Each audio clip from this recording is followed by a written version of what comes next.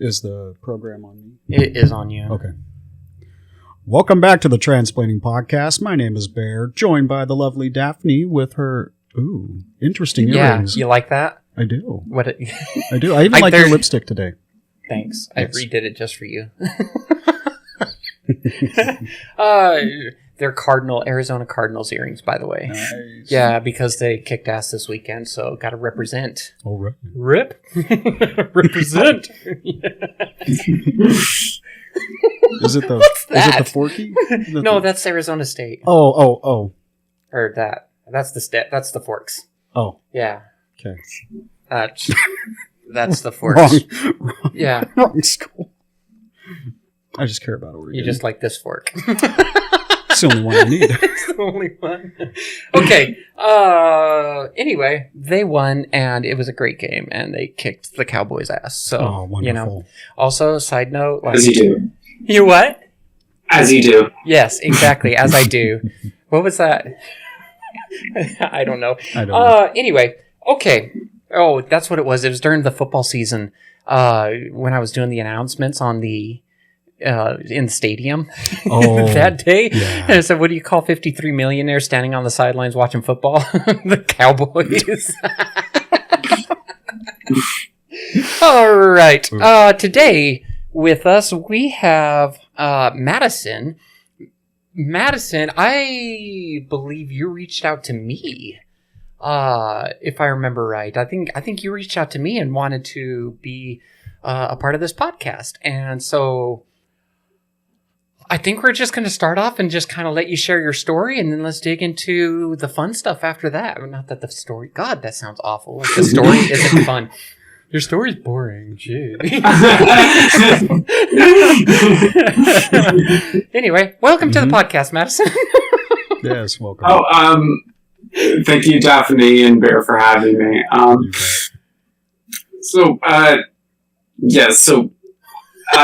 The way I saw it is that those of us who are getting care that deviates from the normal WPATH guidelines, it's important that we put ourselves out there so that there's precedent for alternatives to that, and everyone knows what all of their options are. So my treatment is very different from the WPATH guidelines in that I expanded the amount of markers that are used as indicators for the amounts of hormones that were given. Okay. So how this started was trans people come in all sorts of shapes and sizes, and genotypes and phenotypes, and transition for different reasons and seek different extents of care.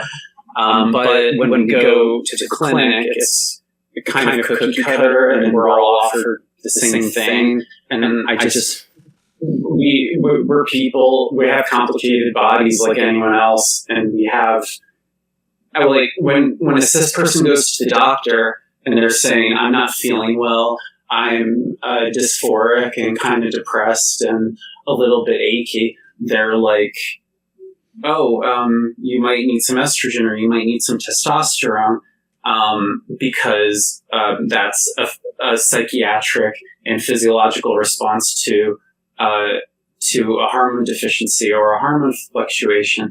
But then when a trans person goes to the doctor with the same complaints, they're like, it's gender. Your gender's incongruent. I'm diagnosing you with a gender incongruence, and you need to make your body a different shape so that you can be happier with it. And cis people don't get treated like that. Like, what kind of way is that to give people endocrine care? A lot of people are kind of going to give me a hard time for that, but if you can have a more objective system and everyone still gets the hormones that align with their gender, but they might get more types of hormones offered to them, like more kinds of progestins for an AMAB patient, perhaps, or they might have fluctuation considered more. Real quick, can we just back up a little bit here? We're digging real into the heavy stuff really quick, and I think maybe it would be helpful for people to, I think it would be helpful for people to have let's start off with a background, right? Because this gives us a basis for where we're starting. No, what you said is great. Yes. However, let's hear more about you and your background, and I mean, wherever you'd like to start. Like, tell us about your journey, about what makes you you. That's a great place to start.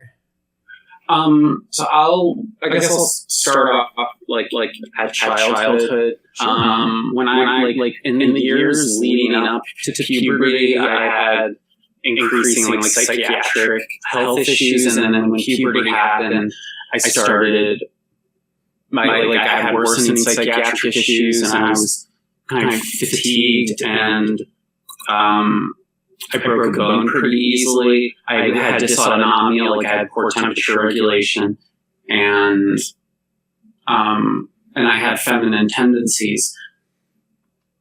But the doctors didn't really know what was going on. I've been diagnosed with everything from ADHD to sinusitis, and no one could figure out what was happening with my body. And then years later, I thought back on my childhood and remembered that I kind of tried to use more girl provisions when I was younger. So I thought maybe I have some kind of physiological ambiguity and I need an estrogen and maybe progestin replacement. So I go to the doctor.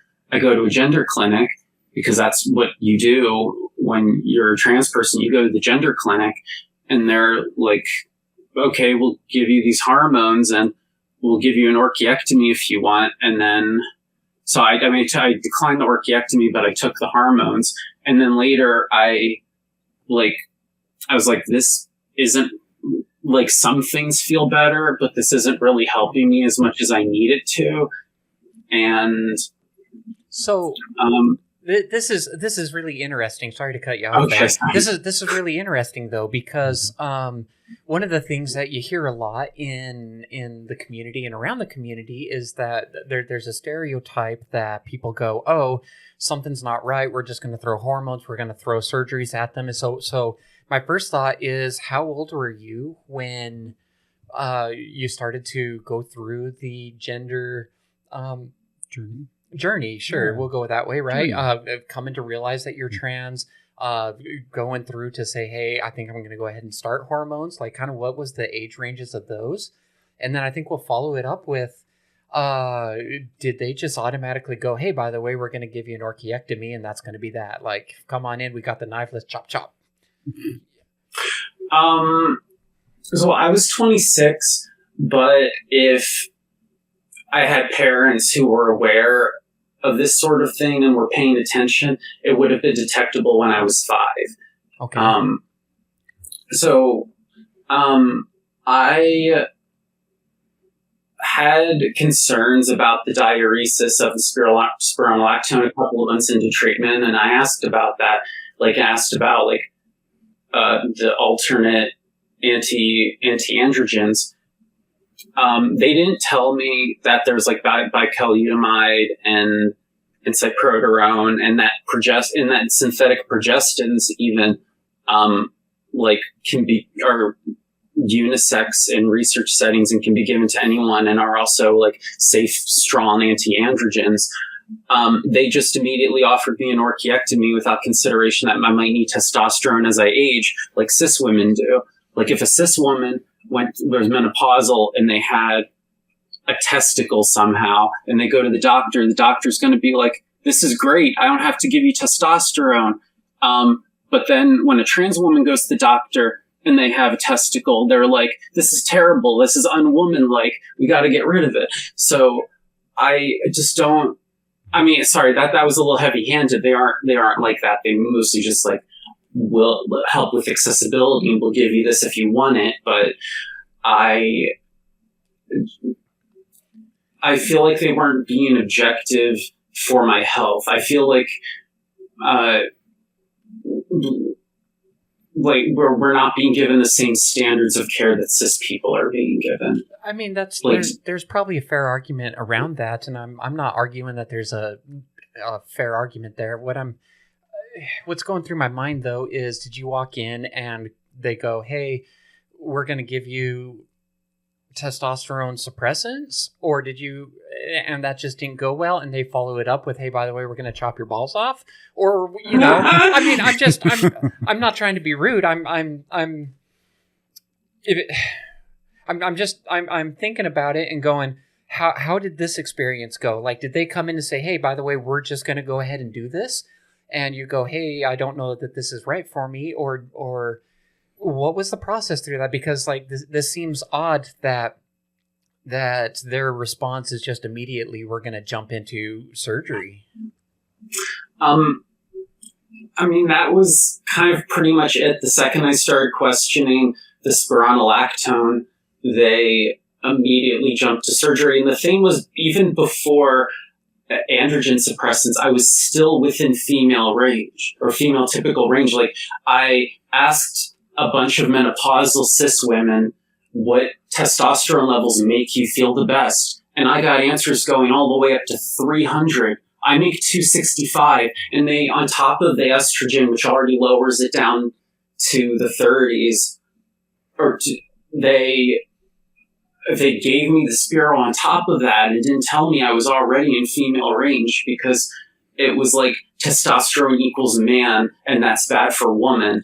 And there was no objectivity or logic, and they had as much bias as a transphobic doctor would have had. And like, our own system is taking shit care of us. And was it a gender clinic that was you were working with, or was it a standard PCP that that was trying to work with you with hormones? It was a gender clinic, and I'm hoping that people who go to PCPs encounter PCPs who have more sense and more reason than the clinics, or that the other clinics out there have more sense. But it just left a lot to be desired, and there was no testing for underlying conditions. They didn't do a karyotype, they didn't do a WES or a WGS. Or fluorescence hybridization. They didn't do, or imaging. They didn't do any testing for physical they didn't do any testing for physiological or anatomical ambiguity. They're just like, "We're giving you hormones for your gender. What do you want to look like? You want fatter tits? We'll raise your progesterone." Like, And how did you hear about this clinic? Was it just a quick internet search, or were you part of a program? Oh, it was just a regular Planned Parenthood gender clinic. Oh, It's Planned Parenthood. Okay. Yeah. So these days I use a regular OBGYN, because they see men with vaginas there. So like, woman with penis isn't that much of a stretch. And when I asked to see the gender clinic, I did a couple of things to make the intake process easier for them. I got a whole genome sequencing on my own, and I told them which endocrine proteins were coded to misfold, so they were able to like compare me to cis women's health problems using the locations of the bad gene, or not, I want to say bad, but different. They have loss of function, but so I have one gene that's a FOXL2, so that in a cis woman that's primary ovarian insufficiency, but usually it doesn't have that strong of an effect on an AMAP unless there's a comorbidity with it, which goes to my other mutation, which is anti-Müllerian hormone. So normally it takes 2 bad copies of that to cause a lot of ambiguity in an AMAB, which we know as persistent Müllerian duct syndrome. But I had like one pathogenic mutation. I had a pathogenic mutation in my AMH and a benign mutation in my AMH, and that pathogenic mutation has associations with PCOS PMDS, and primary ovarian insufficiency. So this multi-gene interaction going on inside of my balls is producing a cycle, and for some reason my body demands like female typical levels of hormones. Like if I don't get estrogen, my muscles shrink regardless of how much testosterone I have, and I get dysautonomia, and it's so that was a lot of information that just got thrown at us there. Yeah, and I'm a big dummy over here, and especially when it comes to medicine, I don't understand a lot of this. I want to say I'm sorry that you didn't have like an affirming experience in getting into gender affirming care. It sounds like it was hard emotionally and probably physically on your body. Yeah, sorry about that. So you said that you were 26 when you started your journey, correct? yes. Okay. And I was 30 when I got a gynecologist. Oh, okay, great. Thinking back to your childhood, did you have family support at all? I didn't. I was pretty much adult to my parents. They wanted to dress me and groom me how they wanted to, and I told them I didn't like it. I didn't like the clothes I didn't like how they were cutting my hair. I didn't like the clothes they were giving me, and they just didn't care. And my mental health was awful, and no, they took me to doctors, but by then, like, I had already internalized the transphobia so much that I stopped fighting for myself, and I stopped fighting for my expression as much as I did when I was a toddler. And I eventually forgot that femininity made me feel happy and peaceful. And I was malcontented for most of my life, and my health problems got worse. And then I eventually was able to recall what I was like when I was a few years old. Is your family still, I don't want to say estranged because I'm making assumptions here, but are they... Oh, they disowned me. They're assholes. They disowned me. Okay, so that did happen. Okay. They're dead to me. Yes.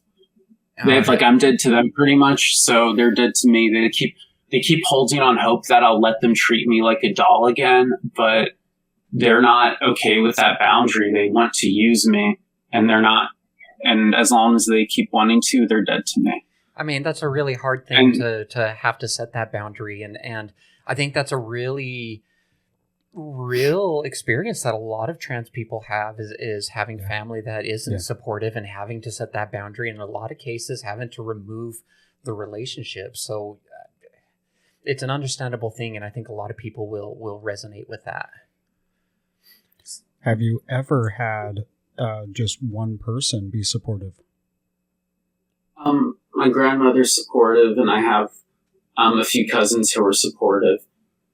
But a good portion of my family, even ones who aren't like outright transphobic, still side with my father and think he was a great parent, and they pat him on the back and tell him he did a great job. And he's just a creep, and he's not gonna.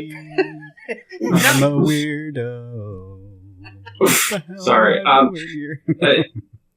I told my family, like, the transphobic people in my immediate family, like my father and my sister and brother-in-law, I told them that if they ever want to see me again, they get supervised visitation, and they don't get time with me alone because, like, I know the disgusting things that they're going to say. Yeah. And, like, I just can't deal with it. So they're basically gone. I don't really have my family. They're just gone. Well, and I have my grandma and a few cousins, but my family's just mostly gone. Right. Yeah. Well, and I think that's such an important thing for people to know and understand is that words do hurt, right? And a lot of people come in, oh, well, there's the snowflake syndrome, and there's all these different names that people call each other. But I mean, everybody has triggers that will happen, and it causes people to have pain, right? And so I think in the case for trans people, just having that acceptance and just saying, hey, things may be different and I still love you. And I'm that one phrase makes everything change and allows you to keep relationships in your life. And I think it's important to know that you're not required to keep those relationships in your life either. Like if it's abusive, then it's totally valid and okay to let that go. Mm-hmm. Yeah. I don't know. In my head, I just want to say thank you so much for being vulnerable with us, because that's a big thing, to just open up like that. Thank you, Daphne. I mean, I feel kind of an obligation too. Like like I was saying earlier, we're setting an example for the rest of the world, and I want the parents out there to see that if you neglect your child's aesthetic needs and boundaries and medical needs, they're going to hate you. And if you do that anyway, and then they try to have a relationship with you later and forgive you, under the condition that you at least fucking stop, then, I mean, yeah, they're gonna hate you. Just don't do it. Don't be an asshole. Yeah. Don't be like your parents. Don't be disgusting and creepy. And that it's not that hard. So just learn by example and don't be an awful parent. Well, and there's a couple things mixed in there. And then you won't have to deal with someone like me as your child who hates you. Yeah, sure. I mean, and that pain is very valid and real. And I think it's important to recognize that there's a lot of different things mixed into here. A lot of people will go, well, I don't support you because you're trans. And being trans is not just, or that kind of pain and separation isn't something, the pain and separation you're talking about where you come out and there's so much contention and bullying and harassment happening and abuse, right? Where you have to separate yourself and say, hey, I can't have you in my life anymore, step away. But that's not inherently a trans thing. And this is one of the things that we've been noticing more and more in the podcast, is that we do see people and families all across the country where, and the trans or not, where you have a dad that was an asshole growing up, and so the son leaves when, and they can't wait to get out of the house. They join the military and run off. You have people, their mom's a bitch, and they find the first guy they can get married to and they run off. People grow up in extremely religious households, and as soon as they, become an adult, they run and according to, I don't want to say Christian, but a lot of religious spaces,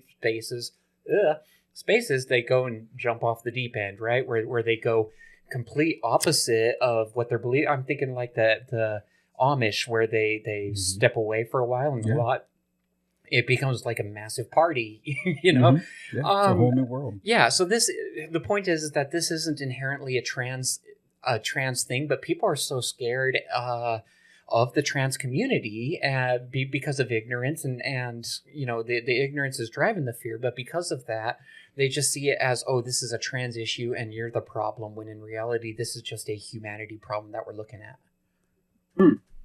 Yes. People will blame the trans people for all of the drama surrounding them, but they wouldn't have to deal with that if they just treated us like people to begin with. Right. So it's you have to deal with angry trans now because it's like they're saying with the angry gays, all the nice gays died, so now all you're left with the angry gays. That's us. We're the angry trans, and we're what's left, and it's your fault. So deal with us. Hey, do you know what happens when a non-binary samurai gets in a fight? I know where this is going. They slash them. Oh God! I knew it was coming and it hurt even more. Come on. It was there. It was there. I wanted to run with it. Hey, so kind of getting back to what one of the comments you were talking about earlier, though, is you mentioned. I'm so sorry. You just look like you groaned so hard over that. Okay, Your comment earlier, care being different for cis people versus trans people, and I'm not saying that I disagree with that, because in a lot of ways there is very real examples where we see that, such as women want to go get top surgery. They want to get a boob job. They can go in, they can get the boob job, whatever. But trans people want to do it. You have to have these different letters, saying it's okay for me to have this. You have to get all these hoops that you have to jump through to get it, right? So I'm validating that there is these differences in care. I'm also, you were starting to get into genome testing and how they didn't know what you needed because the genomes weren't correct, right? But I would maybe play devil's advocate here and say that cis women don't normally go in to see the doctor and get their genome tested. Yeah, and that's an issue also. And if you establish a system where trans people can get their genome tested to assess their endocrine needs and risk factors better, you can just apply that to cis women because it's the same gene pool of reproductive differences. I've looked at genomes on my computer from trans people. I know trans people's close relatives. It's Poi and PCOS is pretty much makes up most of the gene pool. One of my understandings on that is that the reason why genomes aren't tested as much is because it's a very time-consuming process to have a geneticist come in and look at that, and there's just not a lot of geneticists doing stuff like that, and so it unless you have the money to go pay for it, it's hard. It's not. There's just not enough people doing it to be able to keep up with that demand. Does that sound correct? Yes, and I found it surprising. It was still somewhat difficult, but it was a lot easier than I was expecting to circumvent. So you get all these ads that you get for like 30x WGS, like at home genome sequencing, cheek swab, $300, whatever. And then you get kind of a shitty automated interpretation at the end of it, and then people feel kind of ripped off because the sensitivity on the testing is too low. But the raw data, because all these genome sequencing companies generally offer hey, we'll let you download your raw data. So if you go to a company that lets you download your raw data, you just get your DNA on your own computer. You look up how to look at it, and then you look at it yourself. You can put 100 hours into it if you want to, instead of begging a clinician to give you 20 seconds of their time. I could put as much time as I wanted to into my own data. So that's what I did. I asked my grandma to help me pay for a genome sequencing kit. So I spent about $300. I got my DNA on my computer, and then I just looked at all the genes and looked for variants in the code that makes the protein that looks uncommon. And then when I find something that's uncommon, I look it up and look for clinical associations and pathogenicity predictions for it and such. And all that data is just publicly available. Our tax dollars pay for definitions to be publicly available on ClinVar and NIH databases.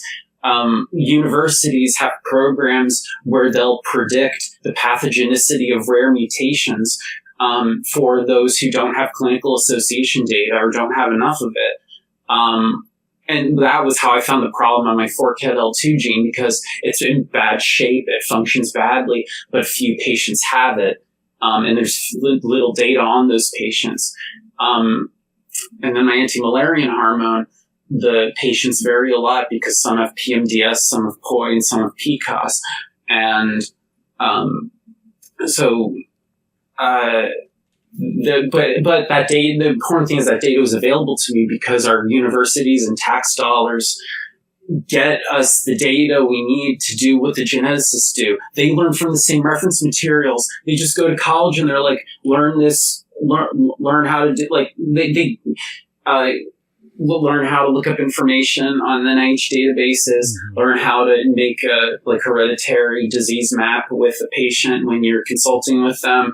And all that information is publicly available. It just takes time to learn it, but they took time to learn it. Why can't a lay person can take time to learn it?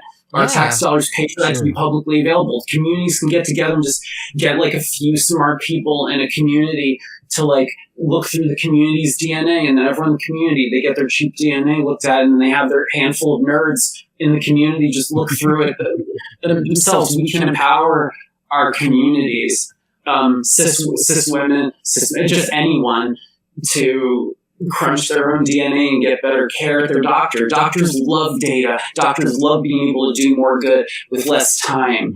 Like, they love having this information handed to them on a silver platter. They love it as long as the patient, like, of course, knows what they're talking about, but like, they love it when the work's done for them. Who doesn't love it when their work's done for them so they can do a better job with less time? Sure. So everyone loves that. Let's slow it down a little bit here. Okay, it's beautiful. It's great info. No, you're extremely intelligent. You know what you're talking about. Okay, I mean, but I'm over here like, wait, what? Well, I mean, I think it's beautiful. You are clearly so passionate about what it is that you're talking about. It's had very real impacts on you in your life, and I think that's a valid thing to maybe take some time here and just recognize. But I love how just into it you are. You're so. What was the word I just used? Passionate. On steroids. I love your passion. Yeah. You just carry so much passion, and I love that. I think that's a beautiful thing, and I think a lot of people can make really big differences in the world if they will put that kind of passion into their projects also, right? Mm-hmm. So one of the questions I had is, do you have a medical background? Or is this something that, as you've noticed through genome testing and whatnot, that you were able to discover about yourself, and it led you down the path to learn more about this? So in my youth, when I had like all this dysphoria that I didn't really understand, and my mind was kind of twisted and messed up, I was really heavily involved into cryonics. So I learned a lot of medical information through that. And then later I got a biology education in college, got an associate of science degree, did part of a biological sciences program. But as I was doing that program, because I was approaching 30, my PMDD got really bad, and I lost the mental faculties that I needed to do like the organic chemistry that's required for it. So I switched my major to communications because I still have decent comprehension that I can use to communicate what needs to be done in these spaces, what needs to be done to take care of our communities and our patients, and like even reduce scarcities, because if doctors can do more good in less time, they can see more patients and treat more patients and have follow-ups that are fewer and further between. Yeah. I mean, why not? Why not? I think, I don't know. I think more care isn't a bad thing. But, more care. Good. So you noticed that there was things going on. You said PMDD, but I don't know what that is. Cause again, I'm a big dum-dum over here. I got the DD. What is PMDD? So, like many things in medicine, the name is not accurate for everything that entails or the underlying mechanism behind it. Kind of like how PCOS doesn't always involve cysts. PMDD is a set of physical and psychological responses to cycling that a lot of autistic and ADHD people have. Okay. And there are high rates among trans people because of us sharing that gene pool of reproductive health issues, because we carry similar risks. So if you have PCOS genes or POI genes, you're going to be predisposed, or both, you're going to be predisposed to, you might be predisposed to PMDD. I'm not saying you're going to get it, but there are a lot of risk factors, and that's part of it. It's the Tylenol drips that we all carry with us. No. Okay. So, actually, fun story. I tell people I have PCOS. I'll tell them I have this because premenstrual dysphoric disorder. Oh, yeah. Maybe I got PMDD. I got menstrual dysphoria. No, so I don't know. In a lot of ways, though, I think there's... You said that PCOS isn't, like, inherently a cis woman thing, and so I don't know. I enjoy telling people I got PCOS because I grow hair. That's my explanation. It's depending on the gene, like what genotypes you have. Just for your presentation, you could very well have genetic PCOS that's expressing a little bit differently, because a lot of the mechanisms for differentiation will flip between like SRY and no SRY. But of course, when proteins are misfolded, sometimes things can get muddled, and like the genes that will cause ovaries to behave more like testes are the same gene, or the same gene variants that may cause testes to behave more like ovaries. So instead of pushing virilization forward, it holds it back. So that might not be entirely inaccurate. You may have a phenotype PCOS. My genotype is Old Navy or American Eagle.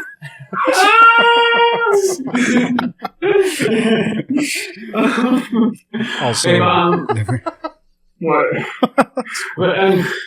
but in seriousness, there's a big misconception with PMDD that actually causes cis women to not get adequately treated for it.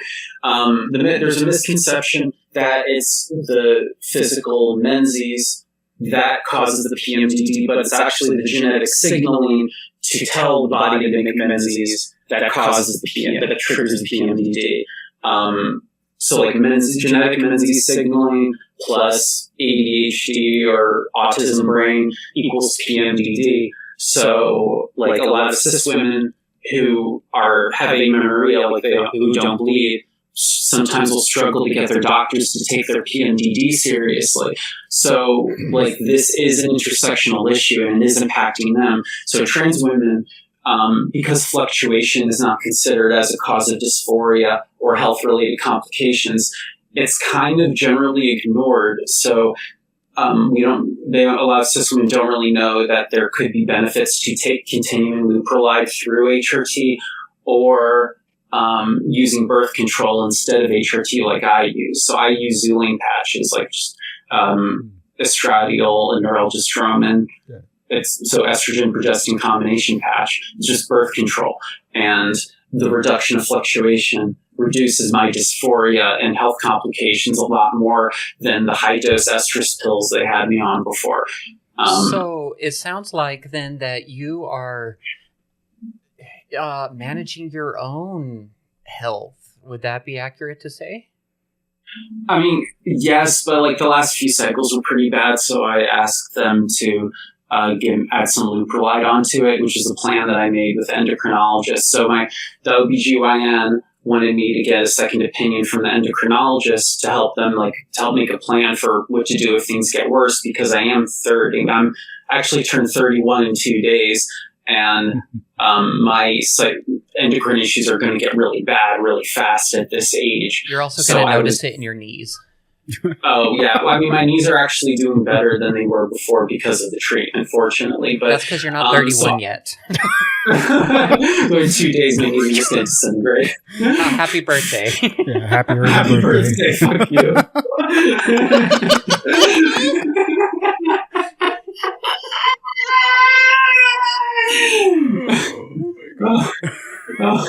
Wow. So for the last year, I was mostly managing okay, and I mean, also nutrition's part of it. If I don't eat enough vegetables, that also makes my birth control not work as well. But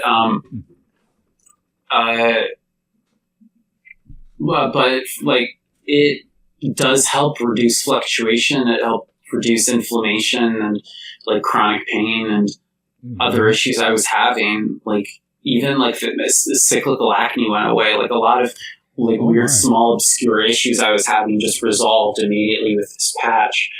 And great. It's I really think that this might be a better, safer option for younger trans people who are considering Leuprolide, because like the progestin is a powerful is a pretty strong anti-androgen. Like I reduced my testosterone from 265 to 33. But if like if someone started out with higher, like 600, and then they took the same amount of progestin, then even if it only reduced them down to a little under 300, they would still be within female range. And I feel like a synthetic progestin treatment would be safer for younger patients than the Leuprolide treatment, because like most of puberty is unisex, and puberty is important for a lot of our like health, like musculoskeletal health and neurological health and such. But you only need to reduce a little bit of puberty to get it unisex, because of how mostly unisex it already is. You don't have to shut the whole thing down. It's like if you have a yacht and you don't like the deck chairs, you get rid of the deck chairs. You don't sink your yacht. Like so I'm trying to get rid of the whole deck.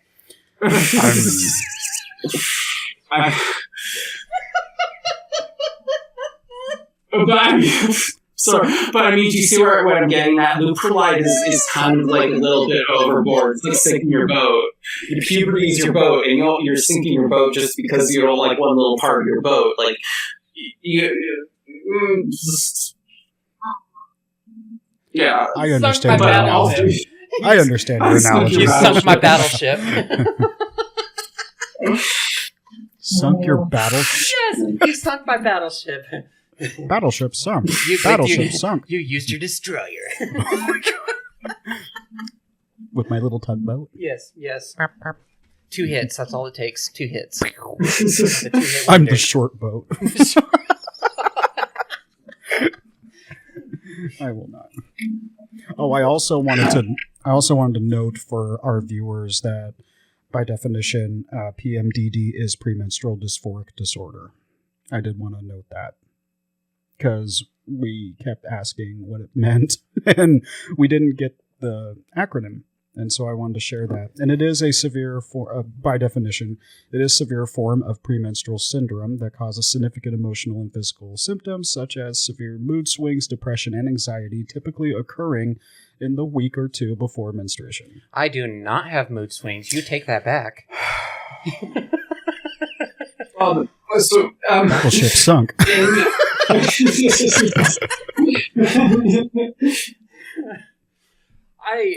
I love how you have just taken so much proactivity. Yes. And, yeah, in your care, and that you've really put the time and energy to understand what's happening in your body and making sure that you're advocating for whatever treatment is going to be the best for you, and making sure that you're getting that right. I think a lot of what happens not what happens, but a lot of social pressures maybe or stigma is that, when you're trans, that you're just going to come in, you're going to jump on, you're going to say you're trans. Next thing you know, you're on, for trans women anyway, you're on testosterone suppressants, like spironolactone. And then afterwards, we're going to load you up on estrogen, progesterone. We're going to get you tits. We're going to chop everything off down low, and off you go. And so for you to come in and...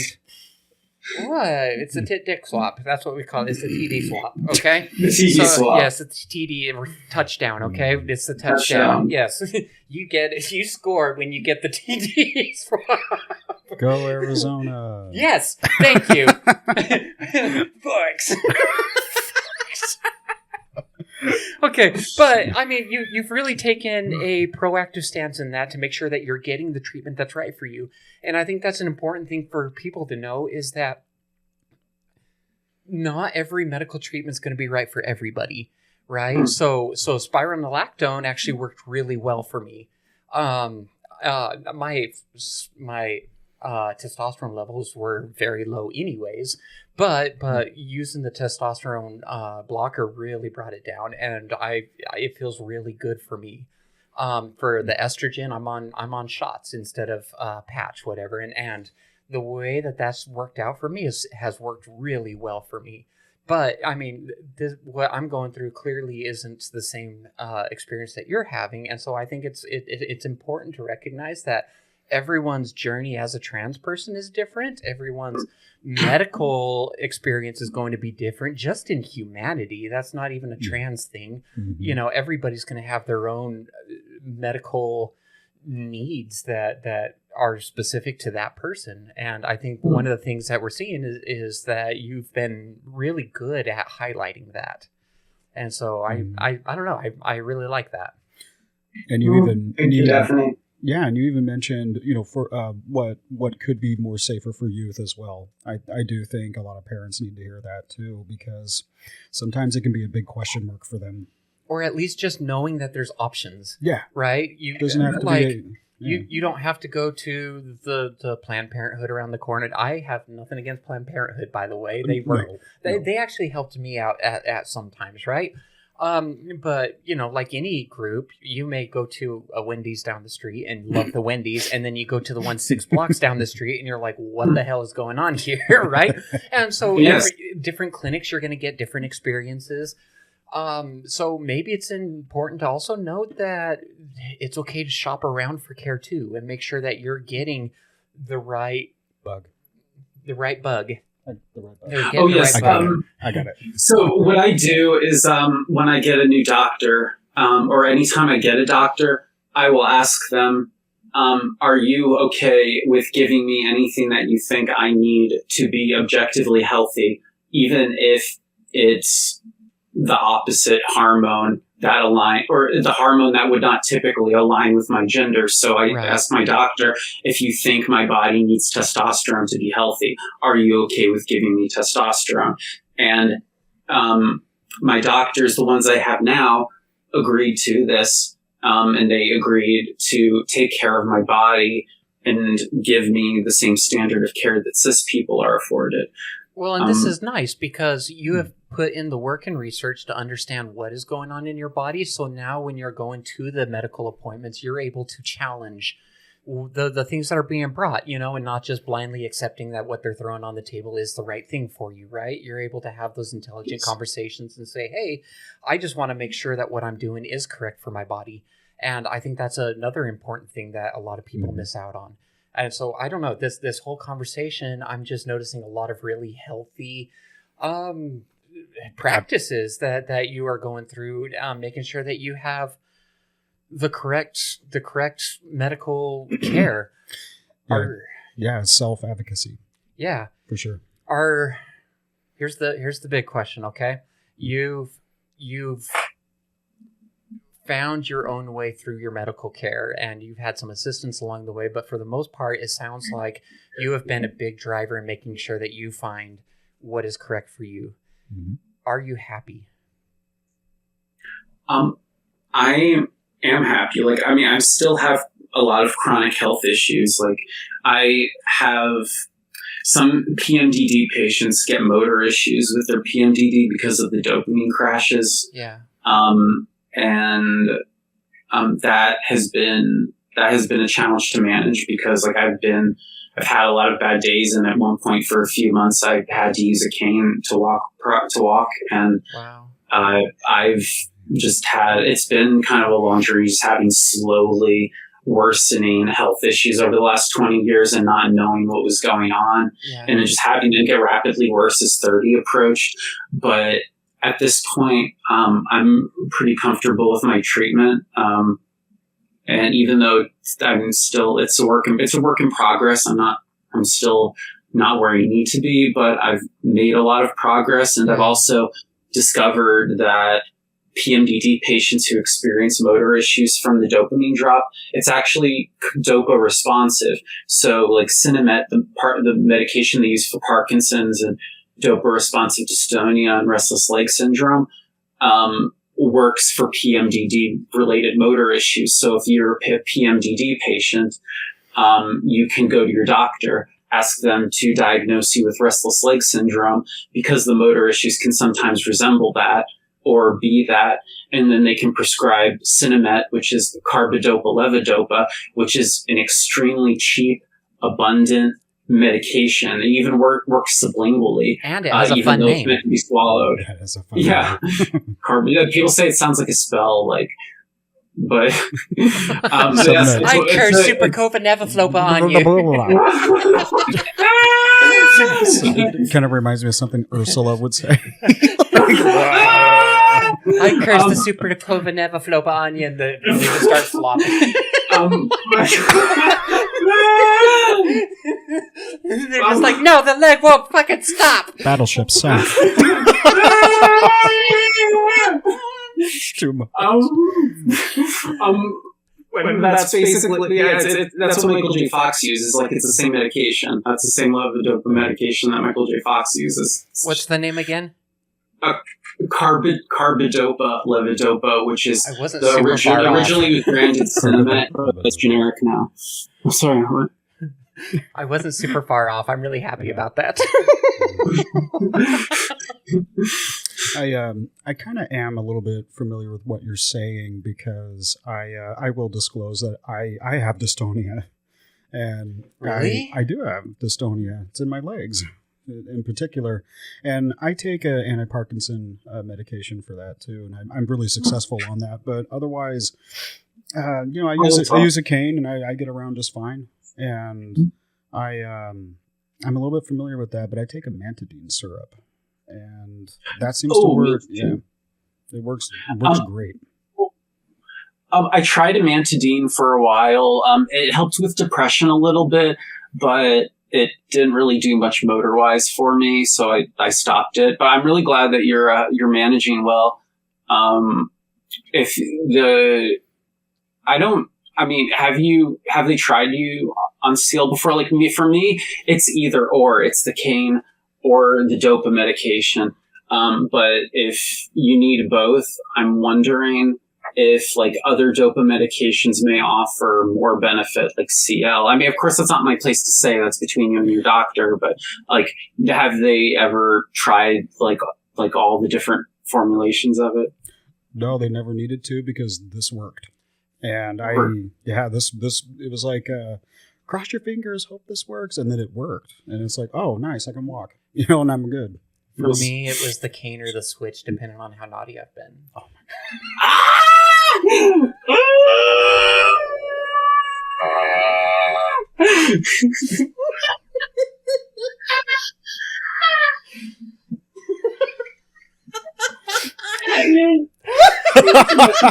Oh shit! Oh, boy. Oh shit!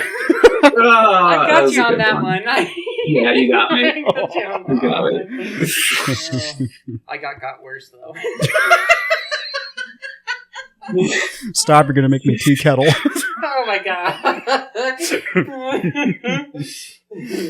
here, Papa Kettle. What? Okay, anyway. Okay. We're going to bring this back. We're going to bring it back. Madison, did we miss anything that you had wanted to talk about? I know that when you and I were chatting, there was quite a list you had hit me with, and I went through, and I think we caught everything, but I just wanted to make sure you feel like your story's been heard, and that we've covered the other topics that you're so passionate about, and make sure that we're, doing Covering you everything. justice. Thank you. I appreciate that, Daphne. I appreciate that you're not like one of the, like a journalist who tries to get you to like spill the beans. That's not that's not what we're about. Honestly, like that's not what we're about. A lot of because that is what we're seeing a lot in journalism right now, right? Is that it's trying to push a narrative, it's trying to force people into different ideas and paths, and trying to spread whatever message it is they want to spread. In our case, we're not claiming to be experts in the slightest bit. No. I don't even know what PMDD is still. I learned later on that there was men's-DDD, but men's yeah, because it was men's PMDD, so it's men's. Anyway, the point is that I am no way an expert in these fields, right? And so we're really trying to provide a platform where people such as yourself can come on and they can just be as authentic as possible. They can share their story in the most authentic way. And then with that, we're getting down to real truths, real stories. We're talking to real experts, getting real science. And we think that this is the best way that we can support the community. Thank you, Daphne. We're gonna get to the nitty gritty and make sure that we shed light on everything. I'm looking over my notes and just seeing what I've neglected to mention. I think that like progestins have therapeutic applications for cis people, or cis men, like I was talking about. Even though like normal higher doses of progestins have the gynecomastia risk. I think like the microdose or the mini dose progestins like O-pill would be less likely to have that gynecomastia risk if your boyfriend has the man periods or something. Because like I've heard a lot of women like cis women saying get the mansies. They get the mensies. No, the mansies. It's the mansies. The mansies. Yes. The menstruation. Yes. Right. So like it works. It's a unisex mechanism. It works in the pituitary, not in your gonads. So like the man can take like O-pill. It says on the box for like not for men, but men can totally take I mean, sorry, I'm not a healthcare professional. Don't do what I say. Right. This isn't advice. But hypothetically, scientifically, medically, there aren't any contraindications that I can find for cis men taking O-pill.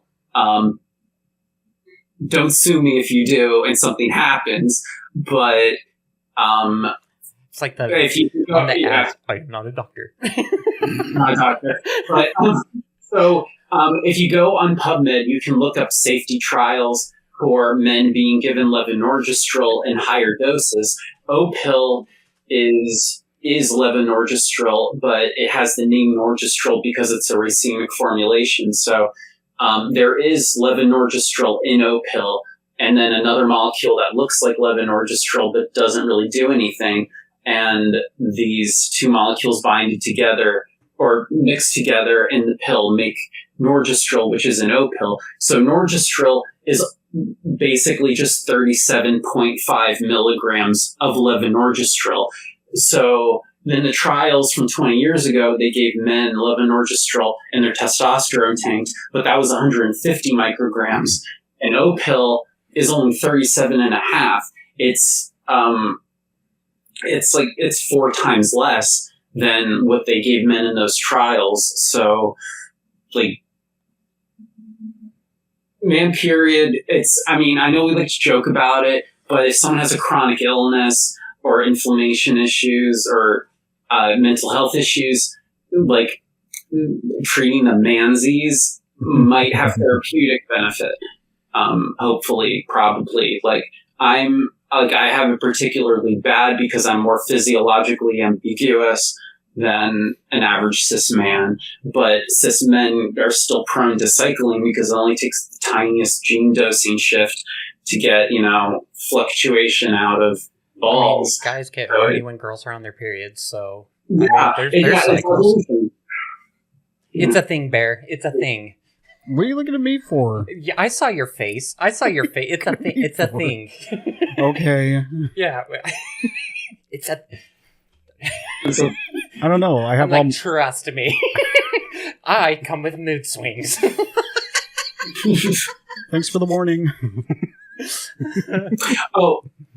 Before I forget, in support groups, the criteria that I find that's generally accepted for PMDD self-diagnosis is if you have a cycle, even if it's irregular, if your cycle, if symptoms of your cycle coincide with increase in suicidality, or you have a cyclical increase in suicidality that just spikes at certain times and isn't all the time, but has cyclical spiking, then every Tuesday that afternoon increases the chance that you have PMDD. It's the suicidality with the cycle that's the main criteria for diagnosis. Yeah, but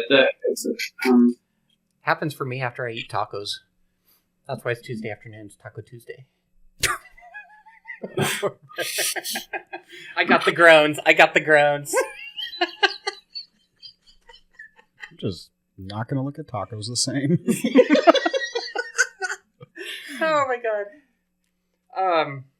I'm sorry. I'm a little bit crazy over here. I'm sorry. It's fine. Just I follow like a lot of patients who go through this. Like I'm in multiple support groups, and I get all of these accounts in my feeds, and it's really awful for people like who have uteruses, because it's not just those psych symptoms and like joint pain and everything, because they also have the uterus and not just cycling. Right. They also like bleed a lot and have a lot of abdominal pain on top of it. Right. So like I even though I call myself a woman, but I have a very mannish pain tolerance. I would not survive the PMDD plus the uterus. Like I would probably just tap out if I had the cycle that I have with a uterus to receive those signals. Right. So it's nasty stuff, and they need more help than they're getting. And and the amenorrheic patients need to be taken more seriously. And because most of them are cis. Like even if someone doesn't care about trans women, caring about PMDD detection in an amenorrheic patient is mostly relevant to cis women. Yeah. Well, and I want to point out that like we are not.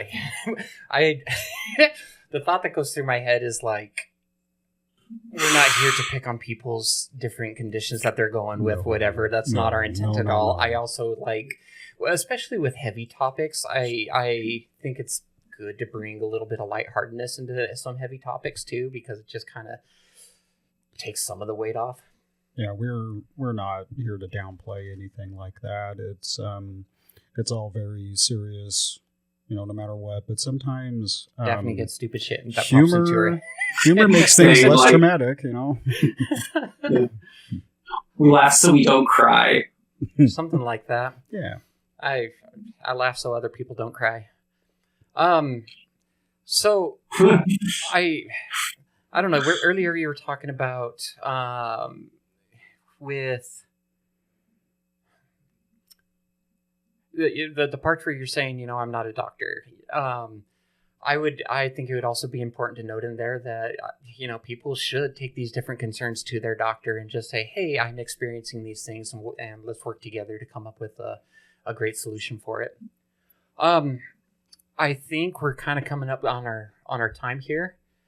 Yeah, but is there anything else you wanted to go over real quick before we close it up, or I just want to make sure you're good? If you're transfemme if you're trans, or just anyone on HRT, and high doses of hormones aren't helping your dysphoria, some of the dysphoria could be from fluctuation. So like I get some of my dysphoria from estrogen deficiency, but I get most of it from fluctuation. So the little bit of estrogen in my birth control, because the birth control helps with fluctuation, is enough for the deficiency. And so the birth control has been incredibly effective at treating dysphoria because it treats the deficiency and the fluctuation in one patch. I love that. I love that you found a way that really works for you, and that you've been able to feel at peace with yourself and be able to feel the most affirmed possible.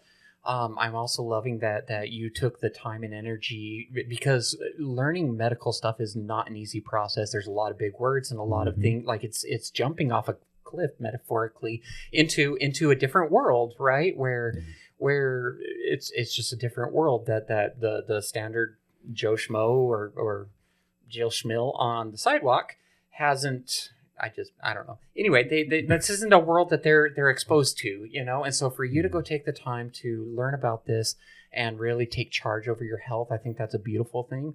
I also am I'm amazed and in love with the amount of passion that you carry. I mean, clearly this is something that means a lot to you. It has affected your life in ways, and you want to make sure that you're providing options for other people in a similar boat, because it sounds like you don't want other people to go through what you've had to go through. And I guess I want to validate the pain that you have had to go through, whether it's been through the medical and transition, as well as the social transitions where you've had to deal with loss of family and community. And so I just want to take a little bit of time and validate that, because that's real and that's a pain, but also, offer. You still showed up today. You reached out to us and said, hey, I have a story that I'm passionate about. I would like to share with people. And you were sending me all these messages about all this kind of, and big old dumb me over here. I had no idea what you were talking about. And I was trying so hard to carry a conversation and just try it. But I really didn't know what you were talking about. But you came, you showed up, and you brought your expertise with you. You brought your passion with you. And in a world, especially that is getting, it for a lot of people feels darker right now because of the political spectrum and events that are happening in the world. It feels really dark. And so for you to come step out as a beacon of light and come here and offer yourself and your experience and your services like this is not a small thing. And so I just want you to feel validated in what it is that you have done today. Yes. I want you to feel validated in the pain that you've experienced and know that that's okay. And also you're not alone in that. A lot of people experience that. I want other people that are listening to this to know that, hey, they're not alone. And there's people such as you, Madison. There's people like me and Bear. We've all had these different experiences. And they're not alone, especially as we're going into the holidays. I think that's a really important thing for people to know, because the holidays especially can feel very alone. Going into, Thanksgiving and the Christmas and you go by a different holiday. Yule. Yeah. So Yule. The Yule. Going into these times, especially when there's family pressures and family dissent and things like that, it can feel really ostracizing and you can feel really alone. And so we just want to create a space for you and for others that they feel validated in the pain that they're experiencing, but also want them to know that they're not alone. That's why the slogan for our podcast is welcome to the family, And so I wanted to offer that and just say thank you so much for coming on the podcast, because it's meant a lot to me, and I've really been inspired by seeing your passion. Thank you, Daphne. Being able to use a platform to get myself out there is, I really do appreciate it. I do appreciate having a space where I can show the world like what it is like when you're born with a body like this and you're just trying to do your best to take care of it, and then honor the authentic self that comes out of your psychosocial development. Also, so it is the holidays coming up, and I did sound pretty vindictive about my family, and I do understand like it's important for people who change to have a path forward, and I'm okay with having a relationship with my family if they can prove under supervised visitation that they can respect my body and my medical decisions and my identity. And I feel like that's just a basic way to treat another human being, or that's just basic decency for treating another human being. And I feel like it's a very reasonable bar and a very reasonable boundary. Yeah. And if they're able to meet that boundary and can prove they can meet that boundary, then I'll welcome them back into my life and I'll forgive them for everything they put me through. Yeah. And I can't do that when they act so creepy. But I do want to forgive them, and I do want to have a path forward for everyone, because we're all like human beings sharing a planet, and we have to work together.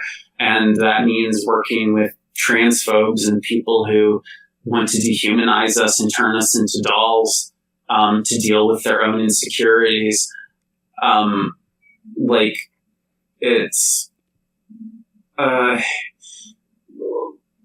we just have to have a path forward. And I hope that my family hears this and is inspired to make those changes.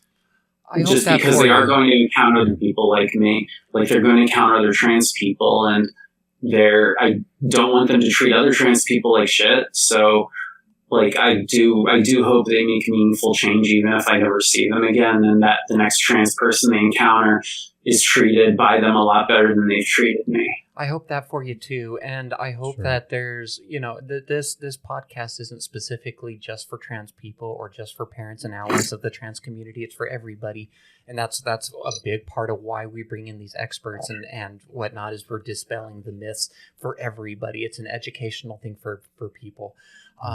So in listening to this, we also hope that if there's other people, they are struggling because there's a member or a close person to them that is trans, we hope that they can hear this and just see the pain that you clearly have gone through, and that'll just kind of provide a space for them to open up their hearts also and be able to find space to support the community. So I hope that people listening to this will get that out of it too. Yes.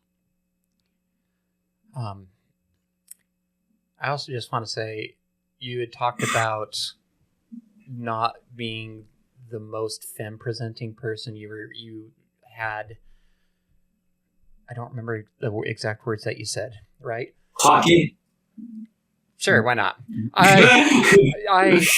What I was going to say is, you're beautiful, and you're beautiful in how you're presenting, and I just want that to be validated as well.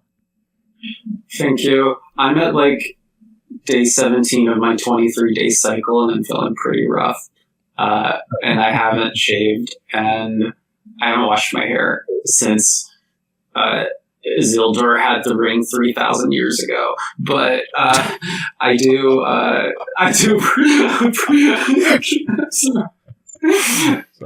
appreciate that. You're beautiful too, and you're beautiful too, Bear. And I love you guys. Oh, thank you. That means a lot to Thank us. you. Yes. Gang, gang. Thank you. I like the fights. Yeah, go Arizona. Fork the hard work. I don't know. Anyway, Bear, do you want to go ahead and close this out? Sure. Thank you for joining us today. And if you yourself would like to be, on our podcast, you can email Daphne. And it's just Daphne@transplantingpodcast.com. You can also visit our website, transplantingpodcast.com. And we are also on Facebook, Instagram, TikTok, and you can find us on YouTube and Spotify. And go ahead and feel free to leave us an email. We like hearing from everyone. And I personally want to tell you, Madison, thank you so much for being here. You are a remarkable person, and I hope that you keep up the good work with your research and what you do. Again, you are super passionate about what you do. And I would like a follow-up in case that you find out anything else, more or different about, the research that you've done. Is what I'm talking about. Yeah. Yeah, like if there's anything new that comes up, I would like a follow-up with you. Oh, I do have a genetics appointment later this month to have my genes evaluated professionally, which it took a long time for them to finally agree to do it, and it took pressure from an endocrinologist, but they're finally going to review my genome, and we'll see if they corroborate my findings or find anything additional to that I missed. I'll definitely provide an update. Great. I would look forward to that. I do look forward to that. Otherwise, thanks again for everyone joining us today. And as always, welcome to the family.